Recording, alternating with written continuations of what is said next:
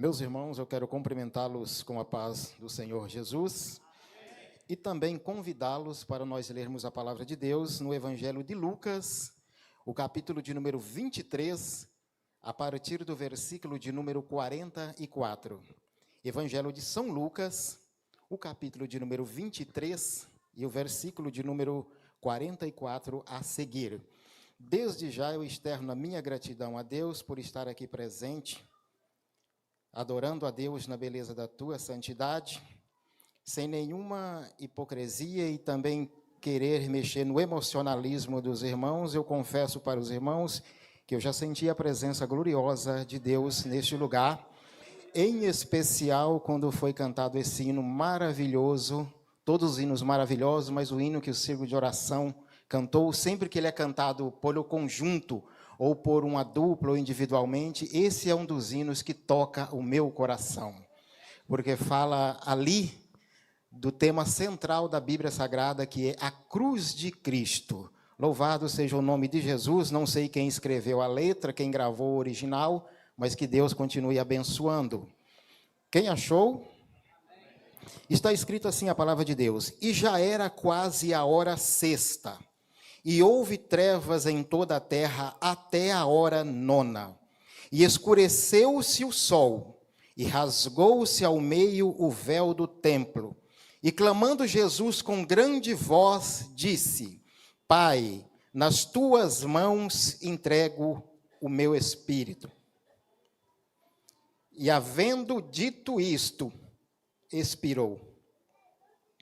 E o centurião, vendo o que tinha acontecido, deu glória a Deus, dizendo: na verdade, este homem era justo.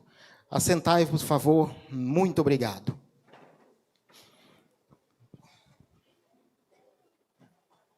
Ajuda eu a fazer a matemática. Eu tenho 20 minutos. Vai dar quanto lá?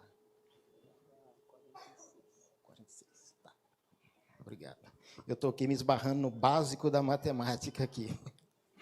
Meus irmãos, esse texto que nós acabamos de ler aqui, ele traz o relato histórico e fidedigno dos últimos momentos de Jesus como homem, como Salvador na face da terra. Ele estava aqui cumprindo a missão que ele já sabia, que ele já estava incumbido desde a eternidade. Porque o Senhor Jesus, ele não foi pego de surpresa concernente ao seu ministério terreno e principalmente a sua morte lá na cruz. Antes mesmo do universo existir, antes mesmo do ser humano ser criado, Deus, na sua onisciência, o Senhor Jesus, na sua onisciência, ele já sabia da missão que ele havia de vir aqui para cumprir. E eu, analisando o Antigo Testamento, eu passo para vocês que existe, no mínimo, 300 profecias no Antigo Testamento, falando concernente ao ministério terreno de Jesus, e muitas dessas profecias concernente à sua morte e a sua ressurreição. Como a palavra de Deus, ela é infalível e ela é inerrante, ela não pode falhar, a palavra ela tinha que se cumprir. E o cumprimento cabal dessas profecias do Antigo Testamento, todo o Antigo Testamento, ele se cumpre na pessoa bendita e gloriosa do Senhor Jesus Cristo. Quando nós lemos o Antigo Testamento, focando no Cristo que há de vir, e quando nós lemos o Novo Testamento, focando no Cristo que já veio, aí você pode ter certeza, se assim você fizer, você passou a compreender todo o plano de Deus, que estava projetado antes da criação do universo, e outorgado em benefício de cada ser humano na face da terra.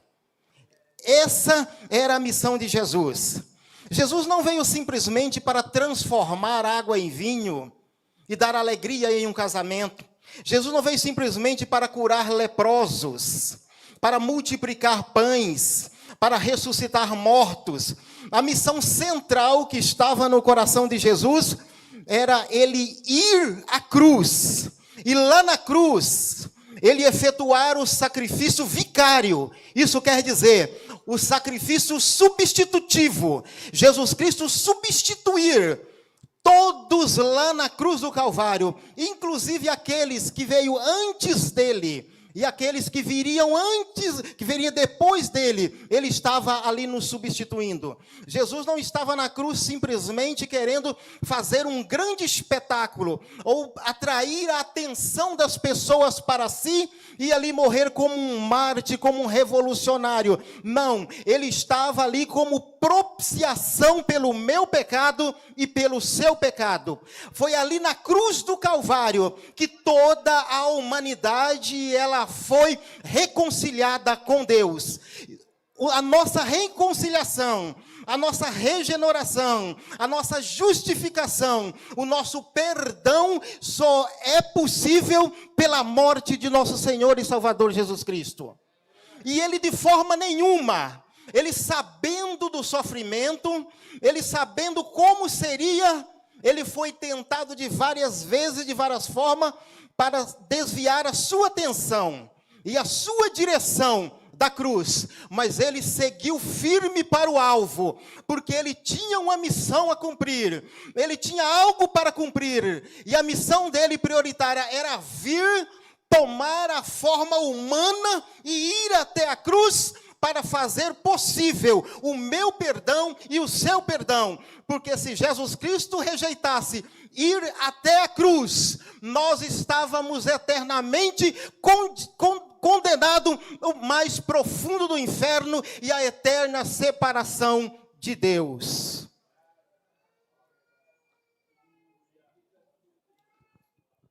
Toda vez que no Antigo Testamento um cordeiro era oferecido, substituindo o pecador para cobrir ali o pecado, Jesus Cristo olhava e ele via que num tempo futuro, num tempo da história, ele seria o Cordeiro de Deus para substituir o pecador. Quando Abraão foi provado por Deus, e Deus lhe pediu Isaque, e quando Abraão estava disposto em seu coração, com a obra já consumada no seu coração, em oferecer cabalmente Isaque, naquele altar, no exato momento, Deus já via aquele ato como já realizado.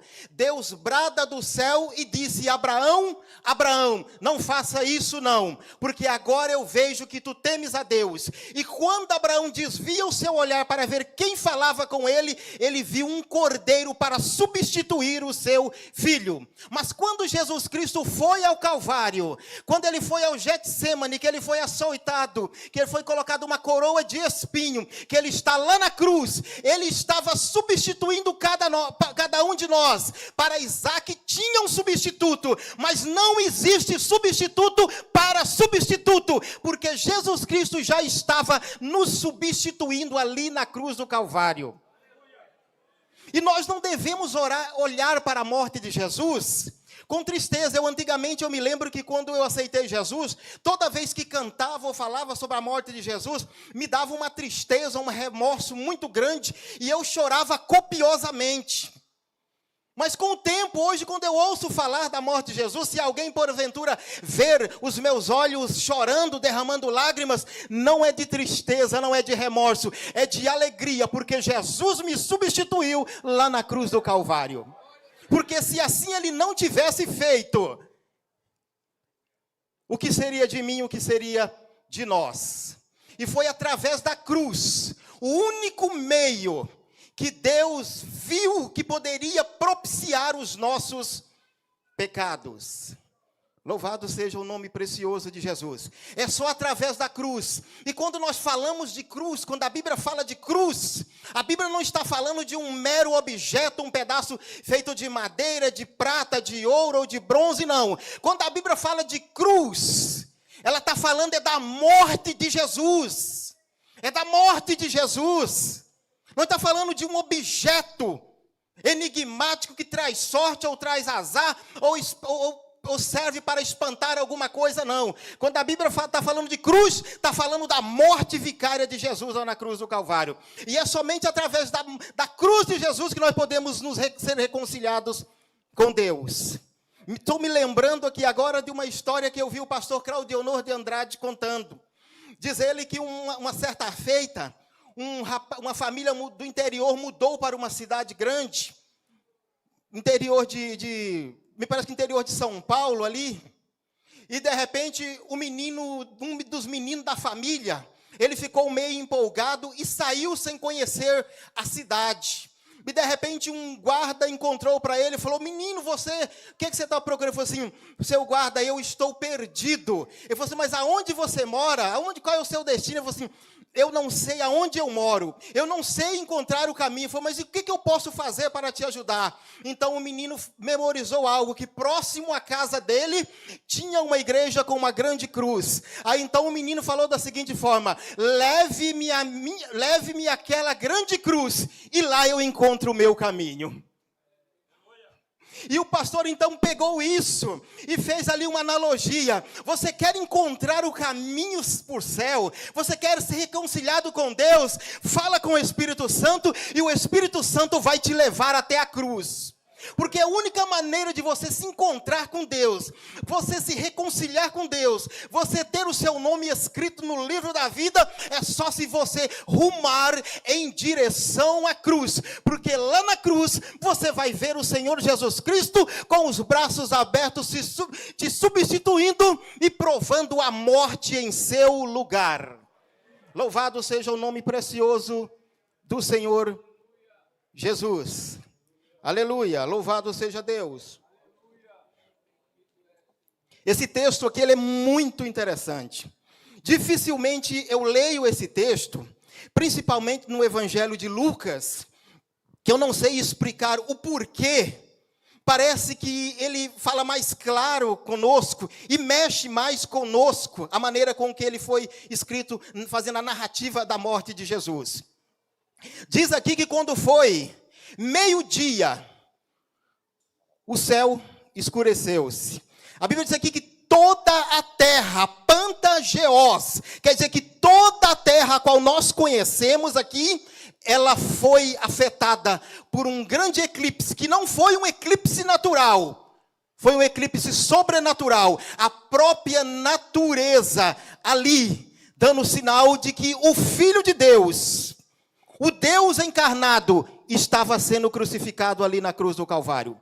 E essas trevas, ela continuou-se do meio-dia até as 3 horas da tarde. Quando foi 3 horas da tarde exatas, Jesus, ele então rende o Espírito, e ele fala: Pai, nas tuas mãos eu entrego o meu Espírito. Pai, a obra que tu me deste para consumar lá na eternidade, eu agora estou consumando aqui na cruz do Calvário. E tendo dito isso, a Bíblia diz que Jesus expirou.